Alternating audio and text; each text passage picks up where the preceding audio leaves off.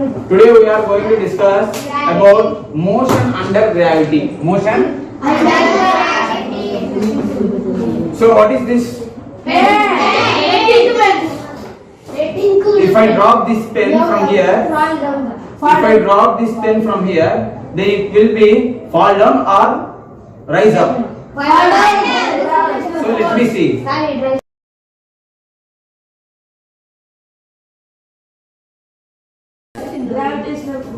So అది కింద ఎందుకు పడింది? కింద పడడానికి మెయిన్ గ్రావిటీ. సో ఈ గ్రావిటీని మనము ఏ లెటర్ తో డినోట్ చేసుకుంటాం?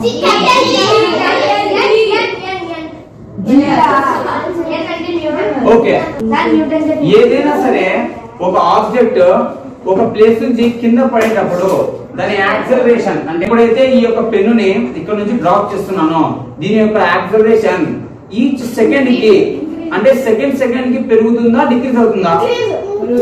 ఇంక్రీజ్ అవుతుంది. సో యాక్సలరేషన్ ఈచ్ సెకండ్ కి యూనిఫామ్ గా ఇంక్రీజ్ అవుతుందా లేదంటే అన్యూనిఫామ్ గా? సో ఫస్ట్ మనము అర్థం చేసుకోవాల్సింది ఏంటంటే what is uniform acceleration.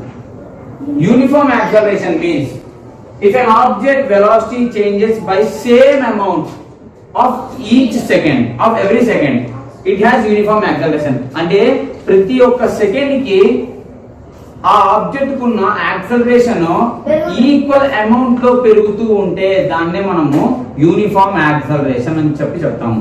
So okay, uniform acceleration అంటే మీనింగ్ ఏంటంటే ఈచ్ సెకండ్ కి అంటే ప్రతి ఒక్క సెకండ్ కి యాక్సలరేషన్ ఈక్వల్ అమౌంట్ లో పెరుగుతూ వస్తే దాన్ని మనము యూనిఫామ్ యాక్సలరేషన్ అని చెప్పి చెప్తాము.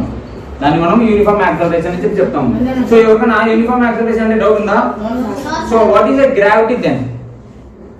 గ్రావిటీ అంటే ఏంటి? Very good, which pulls object. So gravity is earth pull that makes everything fall down. That makes So next, so what is the gravity means? Gravity is the earth's pull that makes everything fall down. So gravity అనేది earth's pull. Earth అనేది ఒక pulling force, ఓకేనా? దాని pulling force అని చెప్పొచ్చు. So అంటే earth మీద ఏది ఉన్నా సరే గ్రావిటేషనల్ ఫోర్స్ వల్లనే నడుస్తుంది, అవునా కదా? గ్రావిటేషనల్ ఫోర్స్ అనేది లేకుంటే ఎర్త్ మీద ఏ సిస్టమ్ కరెక్ట్ గా ఉండదు. సో గ్రావిటీకి యూనిఫామ్ యాక్సలరేషన్ ఉంటుందా ఉండదా? ఉంటుంది. ఓకే, గ్రావిటేషనల్ ఫోర్స్ యొక్క వాల్యూ ఎంత గుర్తుపెట్టుకోండి. గ్రావిటేషన్ ఫోర్స్, గ్రావిటేషన్ గురించి చెప్తున్నాం కదా. సో ఇప్పుడు గ్రావిటేషనల్ వాల్యూ మనం నేర్చుకుందాం. సో గ్రావిటీకి వాల్యూ ఏముంటుందంటే G is equals to, గుర్తుపెట్టుకోవాలి ఈ వాల్యూ మీరు, G is equals to 9.8 meter per second. G is equals to 9.8 meter per second. So it is the value of gravity. Okay, ఇప్పుడు ఏదైనా సరే ఒక ఆబ్జెక్ట్ కిందికి స్పీడ్ గా వెళ్తుందంటే దాని యాక్సలరేషన్ అనేది ఇంక్రీజ్ అవుతుందనే కదా, దాని యాక్సలరేషన్ ఇంక్రీజ్ అవుతుందనే కదా దాని అర్థం, అవునా కదా? ఈ బాల్ అనేది మనము ఒక బిల్డింగ్ పై నుంచి వేసాం కిందికి, దాని యాక్సలరేషన్ ఇంక్రీజ్ అవుతుందా డిక్రీజ్ అవుతుందా? ఇంక్రీజ్ అవుతుంది. మనం ఇక్కడ కిందికి పడుతుందంటే దాని మీద ఏం అప్లై అవుతుంది? గ్రావిటేషనల్ ఫోర్స్ అనేది అప్లై అవుతుంది. అప్పుడు మనము ఇలాంటి కండిషన్ లో ఏని మనము రీప్లేస్ చేసి ఏం రాసుకోవాలంటే GM రాసుకోవాలి. ఏం రాసుకోవాలి? G. సో GM రాసుకుంటే G వాల్యూ ఎంత? 9.8 మీటర్ పర్ సెకండ్. అంటే ఈ బాల్ యొక్క స్పీడ్ అంటే acceleration 9.8 metre per second each second కి పెరుగుతూ ఉంది. ఒక సెకండ్ కి 9.8 మీటర్ పర్ సెకండ్ ఉంది ఈ బాల్ యొక్క gravitational force or acceleration. Second కి అంటే అదే 9.8 into 2 ఎంత? 19.6.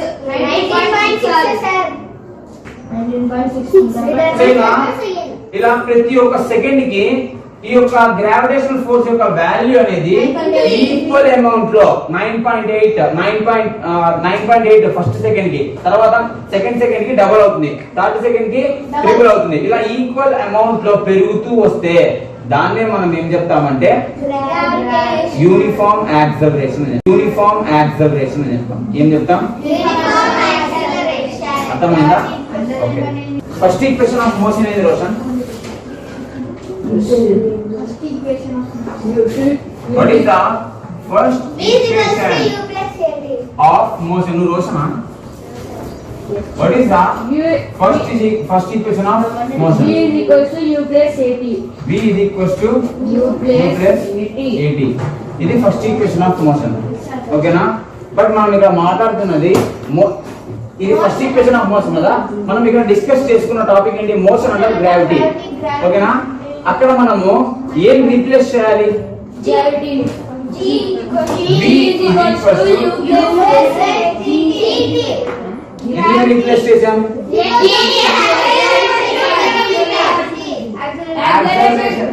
మనము ఒక ఆబ్జెక్ట్ ఫ్రీలీ ఫాలింగ్ ఆబ్జెక్ట్ గురించి, ఏదైనా సరే బిల్డింగ్ పై నుంచి లేదంటే ఒక హైట్ నుంచి కింద పడుతున్న ఆబ్జెక్ట్ గురించి మాట్లాడుకునేటప్పుడు, దాని గురించి డిస్కస్ చేసేటప్పుడు అప్పుడు యాక్సలరేషన్ ని మనము g అని రాసుకుంటాం. ఎందుకంటే అది గ్రావిటేషనల్ ఫోర్స్ వల్ల కిందకి వస్తుంది కాబట్టి. అవునా కదా? So first equation of motion ని మనము మోషన్ అండర్ గ్రావిటీ కాన్సెప్ట్ లో v is equals to అంటే final velocity is equals to gravitational force into t అంటే టైం. సో ఇక్కడ మనం ఏం రీప్లేస్ చేసాం? a అనేది g గా రీప్లేస్ చేసాం. ఎందుకంటే ఇక్కడ ఈ యాక్సలరేషన్ అనేది ఇక్కడ యాక్సలరేషన్ ని మనము మోషన్ అండర్ గ్రావిటీలో గ్రావిటేషనల్ ఫోర్స్ గా g గా మనం డినోట్ చేసుకోవచ్చు. ఓకేనా? కూర్చో. Next second equation of motion. Second equation of motion ని మనము s is equals to ut plus half s equals to ut plus half at square. ఇప్పుడు ఈ second equation of motion under gravity concept లో వచ్చేసరికి ఏమైనా ఆ equation లో changes వస్తాయా అంటే second equation of motion equation వచ్చేసి s equals to ut plus half at square. So ఈ యొక్క ఈక్వేషన్ లో ఏమైనా చేంజెస్ వస్తాయా? When this comes under motion under gravity, then ఈ ఈక్వేషన్ లో ఏమైనా చేంజెస్ వస్తాయా అంటే ఆబ్వియస్ గా వస్తాయి. s అనేది డిస్టెన్స్ ఆర్ డిస్ప్లేస్మెంట్. మనము ఒక ఆబ్జెక్ట్ ని పై నుంచి కిందికి వేస్తున్నామంటే దాన్ని మనము డిస్టెన్స్ అనొచ్చా అనలేమా? లేదంటే డిస్ప్లేస్మెంట్ అని కూడా అనొచ్చు. సో ఆ డిస్ప్లేస్మెంట్ ని మనం హైట్ అనొచ్చా? సో ఇక్కడ దీన్ని మనము h అని రాసుకోవచ్చా? అవునా కదా? ఇక్కడ s అంటే డిస్ప్లేస్మెంట్ అని చెప్పుకుంటాం మనం. అవునా కదా? సో ఒక హైట్ నుంచి ఒక బాడీ ఫ్రీగా ఫాల్ అవుతున్నప్పుడు ఆ హైట్ అనే ఇనిషియల్ పాయింట్ నుంచి కిందికి వెళ్ళే ఫైనల్ పాయింట్ వరకు ఉన్న లేదా డిస్ప్లేస్మెంట్ ని మనం హైట్ అనొచ్చు కదా. సో అందుకని నేను ఇక్కడ ఈ యొక్క s తోనే డిస్ప్లేస్మెంట్ ని h గా రాసుకున్నా. రాసుకోతే లేదా? ఇది ఈక్వల్స్ టు u అనే same ut plus half acceleration ని కిందికి వెళ్ళిపోయి ఏమవుతుంది? g. మోషన్ అండర్ గ్రావిటీలో యాక్సలరేషన్ g గా రీప్లేస్ అవుతుంది. అవునా కదా? సో మోషన్ అండర్ గ్రావిటీలో ఈక్వేషన్ ఆఫ్ మోషన్ వచ్చేసి ఈ విధంగా చేంజ్ అవుతుంది. First equation of motion under gravity concept లో ఫస్ట్ ఈక్వేషన్ ఆఫ్ మోషన్ అనేది ఈ విధంగా చేంజ్ అవుతుంది. సెకండ్ ఈక్వేషన్ ఆఫ్ మోషన్ వచ్చేసి ఈ విధంగా మనం రాసుకుంటాం. అర్థమైందా? ఇంకా 2 ఉన్నాయి. ఆ 2 చెప్పేస్తే అయిపోతుంది. Third equation of motion. So ఇప్పుడు third equation of motion which we already discussed in last classes. So third equation of motion ఏమొచ్చింది? v square minus v square is equals to 2a. దీని డెరివేషన్ కూడా మనము last class లో discuss చేసుకున్నాం. So ఇప్పుడు third equation of motion under gravity concept లో ఏమైనా changes వస్తాయా దీంట్లో?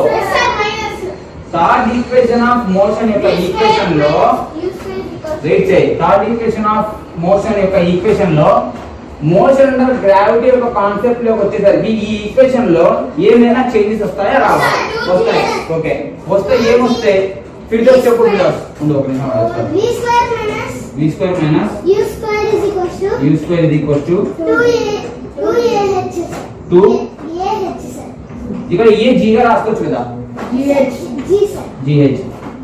So third equation of motion యొక్క equation motion under gravity concept లో ఈ విధంగా మనం రాసుకోవచ్చు. Why because here acceleration we are replacing with g and s is why because here acceleration we are replacing with g and s is the distance we are replacing with h. Anybody have doubts? Last and final, listen carefully.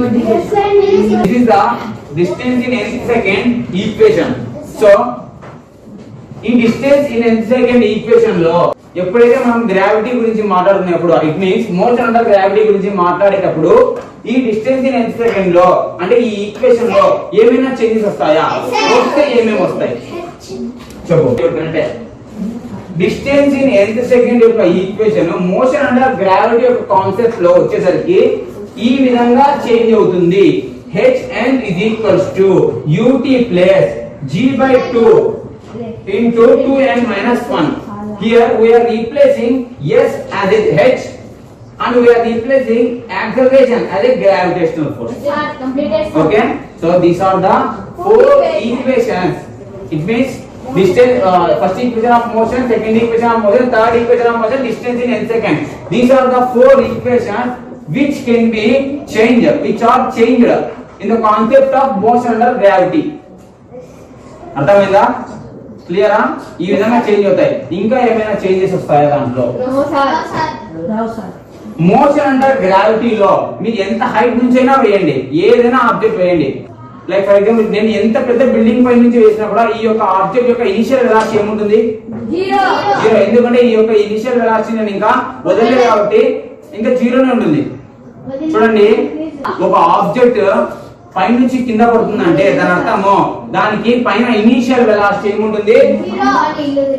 Zero. Initial velocity ఏముంటుంది? Initial velocity ఎందుకంటే initial velocity zero ఉంటుందంటే ఎందుకంటే it starts from rest. It starts from rest. That's why its initial velocity is zero. ఇప్పుడు u అనేది ఈ equations లో మనం zero పెట్టుకోవాలి. అప్పుడు ఈ ఈక్వేషన్స్ ఎలా మారుతాయి? సో ఇక్కడ ఇనిషియల్ వెలాసిటీ జీరో కాబట్టి మనం ఈ యొక్క అన్ని ఈక్వేషన్స్ లో ఏవైతే మనకి మోషన్ అండర్ గ్రావిటీ లో మనం చేంజ్ చేసుకున్న ఈక్వేషన్స్ లో అన్ని ఈక్వేషన్స్ లో మనము u అనేది జీరో పెడితే అప్పుడు ఈ ఈక్వేషన్స్ ఎలా మారుతాయి? v gt. So next h half gt square. Next next v square. correct కదా? so next last and final